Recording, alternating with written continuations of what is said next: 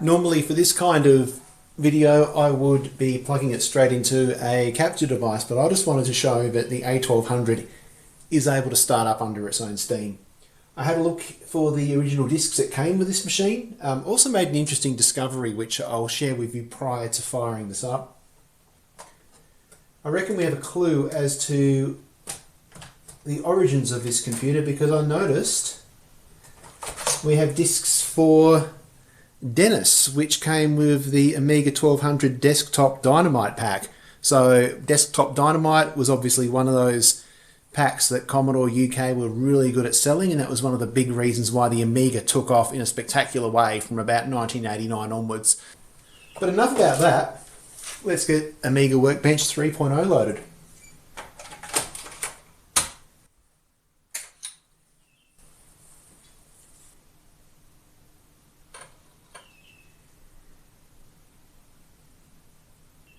Is it possible that the floppy drive in this A1200 is also Cactus?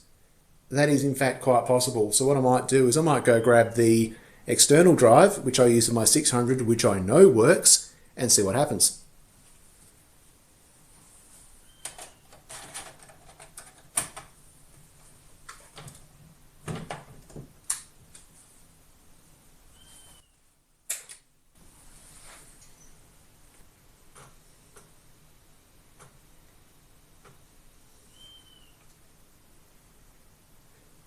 Not to worry, this did this the first time I tried using this drive on the 600 as well. So let's try powering it off and on again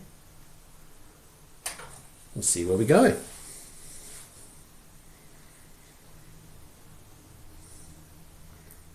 No sir, I don't like it.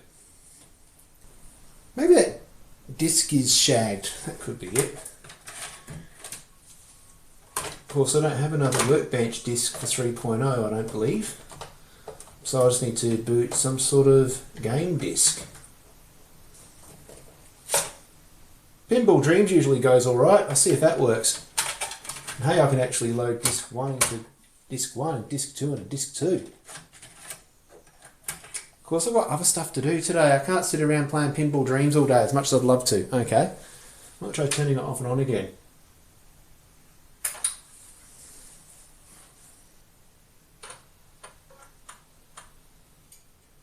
So it appears as though the Workbench disk is not working, but the floppy drive is.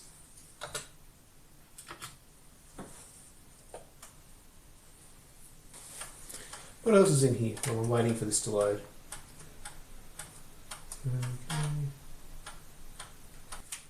Old mate made a backup copy of Pinball Dreams, but didn't make a backup copy of Workbench. That's priorities right there. Oh, I know why I don't have any sound, because I haven't plugged the sound into the, what's that thing called, television. What I am concerned about though is this keyboard doesn't appear to be responsive. Okay, turns out I'm full of it. It is actually responsive. Let's see how responsive. Of course, we're not going to hear any of the lovely music from Pinball Dreams. Great soundtrack on this game, by the way. Oh, actually, that's F1, isn't it? F1?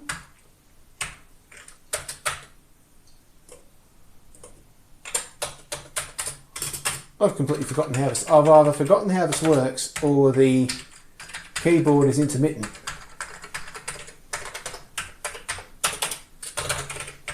Oh, look, that's a problem for another day.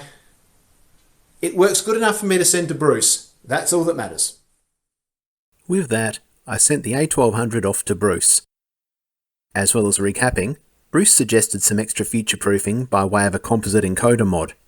If you're not sure what I mean by this, Bruce has uploaded a video on how to do this mod to his YouTube channel.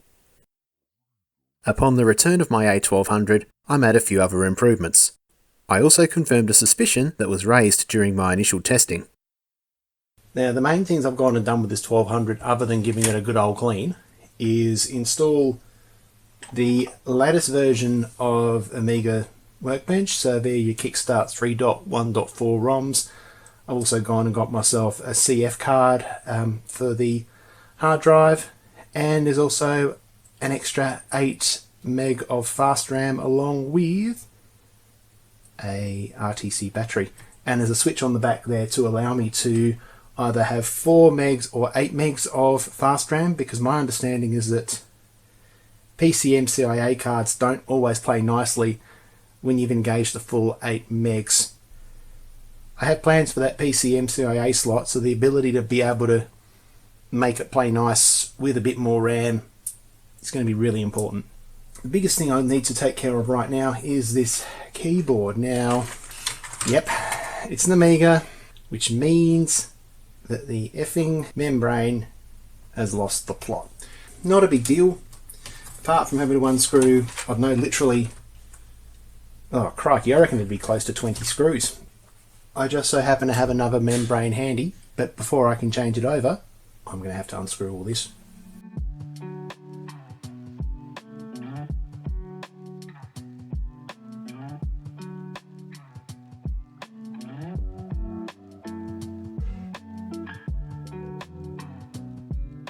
Okay, so here's the problematic membrane. Now, I've already tested it. I've done a lot of testing off camera to try and get it to work, and it just wasn't playing ball. So I'm going to be getting rid of that and replacing it with another membrane. But this is the clever part, and something I wish I'd discovered a little bit earlier, because I bought one of those soft membranes for the A600. But it turns out you can now get a hard membrane. That is a very thin PCB, but it's harder than the soft membrane that promises to be more resilient and perhaps have a better lifespan. So I guess we'll see how it goes. It was a little bit more expensive than the traditional soft style. This one obviously fits the A500 as well as the A1200. Designed by a bunch of people over in Poland by the looks of things, but I bought this from a reseller over in Ireland. Let's just see how this goes. It seems pretty obvious, and I just want to follow my nose. This should just slot right in there. So I literally don't know how many of those holes are there for screws. I'm guessing it'll be at least 20, maybe 22, 23. Because you've got these extra bits of wire, cable to go and connect it to the main board, obviously. Very helpful instructions telling me that the blue rectangle must be down. So face down, let me just double check. Yeah, but that seems legit. So how does this work? So lift and separate, how does it, oh here we go, that's sort of, just gently open this up by pushing those black pieces up like so. Not sure you can see that, that black tab there and there, that goes up to enable the cable to be gently pushed into position here. Okay, that's just, hang on, it's sort of, yeah, a little bit fiddly. Okay.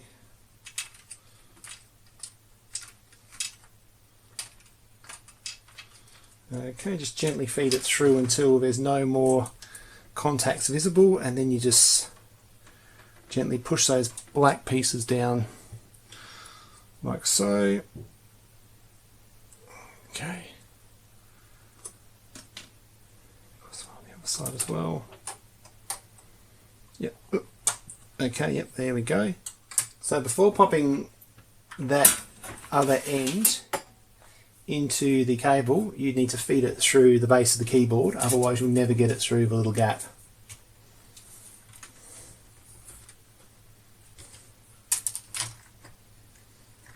So that's fine. What I'll do is I'll just screw down, I'm not going to screw the whole thing down just in case there's some sort of issue and I have to reseat the cable or something else, but I'll screw down just enough so that the back plane of the keyboard is going to, I guess, give the keyboard a bit of stability. Now the challenge we have is trying to get this adapter to fit into here. Now ideally would like to leave that intact, and I was hoping to try and do this with all the RF shielding in place, but that was impossible. Looking at how this should work, I should be able to pull those two tabs there. It should take the top part of the keyboard connector out, thus providing enough room for this little card to be installed in its place. Now I'll be sure to, and careful, to keep this somewhere safe. So should the hard membrane fail in future, it would be fairly straightforward bringing that back to a typical soft membrane type situation. But this goes in here like that. It's facing backwards. I've quadruple checked that one. Pop it in there like so. That's not going anywhere. What I'll do now is before I button this up, I will test this out just to make sure that the keyboard's going to work. Otherwise there's going to be a lot of faffing about, potentially for multiple times while I'm trying to organise how this works. So let me just double check what that says. So we'll put that in there. Now because I've got a hard disk or a CF disk in here, I won't need to put a floppy drive in, so I'll leave the floppy drive unplugged. Now we've fired it up, let's see how this keyboard works.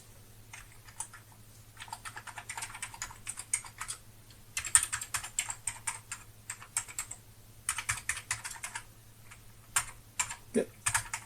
Okay, yeah, that was just my own somewhat gingerly key presses that were causing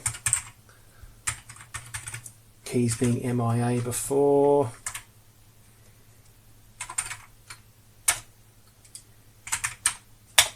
Yep, okay, that's all working fine. So I can button all this up now and enjoy.